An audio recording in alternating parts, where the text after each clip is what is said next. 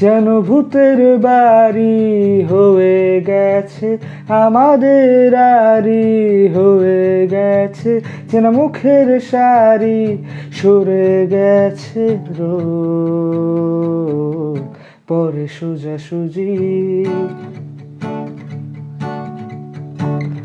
মুখ তুলে চেয়েছি যে কেউ নেই, খুব হঠাৎ